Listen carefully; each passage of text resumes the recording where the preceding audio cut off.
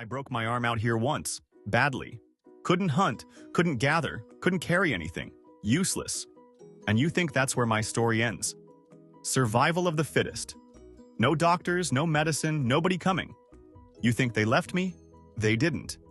And here's how we know. There's a skeleton in a cave in Iraq. A man who lived about 45,000 years ago. His right arm was withered and useless. He was blind in one eye. His skull had been crushed on one side. And he lived to somewhere between 40 and 50 years old, which is impossible on your own. Somebody fed that man for years. So let me show you 4 things about getting hurt out here that are going to rearrange your idea of what a caveman was. We performed surgery, real surgery, on skulls, and people survived it. We had medicine, actual chemically active medicine, thousands of years before your chemists showed up. And somebody out here survived having their leg cut off 31,000 years ago. But the strangest part isn't any of the medicine. It's what it says about us. Hold that thought. Start here. When a wild animal breaks a leg badly, it usually dies. Not from the break.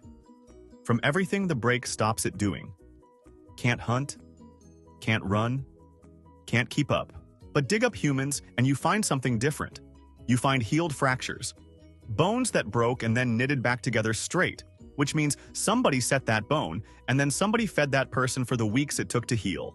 And it goes further than broken arms. In Florida, they found a boy about 7,000 years old with a spine condition. He couldn't have walked properly. He lived to around 15. In Italy, a young man with dwarfism who couldn't have hunted, buried with care. In Vietnam, a paralyzed man who was looked after for a decade. So every time you picture us as brutes throwing our weak off a cliff, remember that the actual bones say the opposite. We carried them. Now here's where it gets genuinely hard to believe. We drilled holes in people's heads. On purpose. It's called trepanation, and it is one of the oldest surgical procedures we know about. Thousands of years old. Found on nearly every continent. Which raises the obvious question, and it's the one you're already asking. Did anyone actually live through it? Yes. And here's how we can tell. When bone gets injured and the person lives, the bone heals. It grows smooth rounded edges around the wound. And a lot of these skulls have exactly that. Smooth, healed rims. Somebody opened a person's skull with a stone tool, and that person got up and walked around afterwards. For years. Some skulls have 2 holes, some have more, which means somebody came back for a second round. Now, we don't fully know why. Maybe to relieve pressure after a head injury, maybe for pain, maybe for reasons we'd find strange. But whatever the reason, somebody knew where to cut, how deep to stop, and how to keep the patient alive. And if you think skulls are the limit, in Pakistan they found teeth from around 9,000 years ago that had been drilled neatly with a tool. Dentistry, before farming was even properly going. Medicine, and I want you to understand I don't mean rubbing mud on it and hoping. Scientists scraped the hardened plaque off Neanderthal teeth. Actual fossilized dental plaque. And inside it they found traces of poplar. Which sounds boring, until you know what's in poplar bark. Salicylic acid, which is the active ingredient in aspirin. That Neanderthal was chewing painkiller. And in the same mouth, traces of penicillium mold. The stuff penicillin comes from.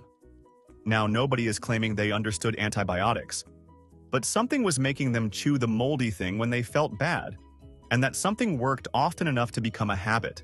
Elsewhere, chamomile and yarrow. Both bitter, neither nutritious, both medicinal.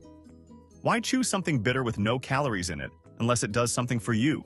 And then there's the man they found frozen in a glacier. You've probably heard of him. He was carrying a specific fungus that happens to fight intestinal parasites. And guess what they found in his gut? Parasites. He was carrying the treatment for the exact thing he had. That's not luck. That's somebody knowing what a specific fungus is for. Okay, the one I've been saving. In a cave in Borneo, they found a young person who died about 31,000 years ago, and their lower left leg was gone. Not crushed, not chewed. Cut. Cleanly, above the ankle. And here's the part that matters.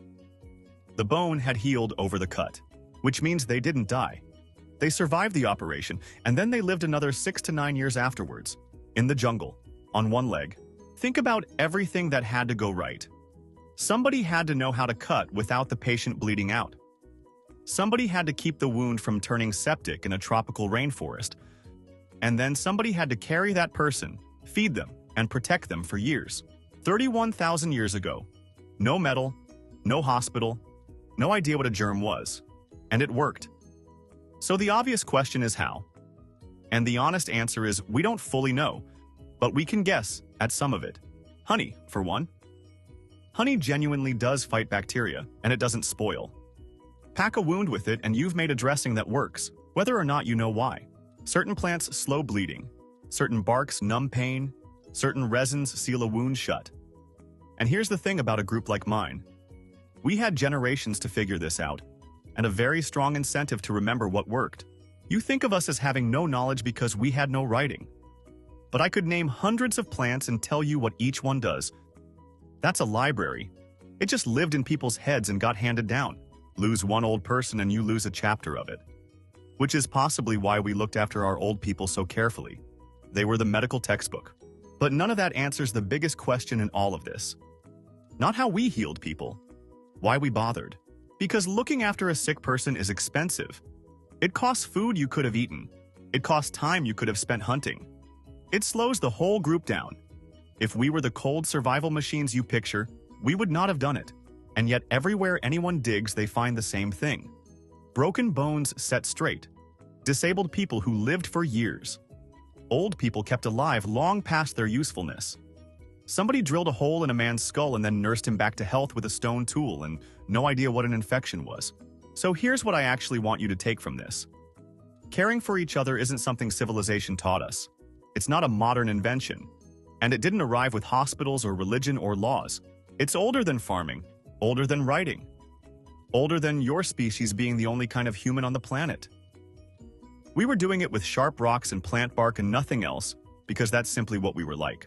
I broke my arm out here and my people carried me. That's the oldest human thing there is. Not the spear, not the fire. That. Now, if we were looking after each other that well, and we knew that much about plants and bones and wounds, that leaves you with a fairly awkward question. How long did we actually live? Because you've been told cavemen dropped dead at 30.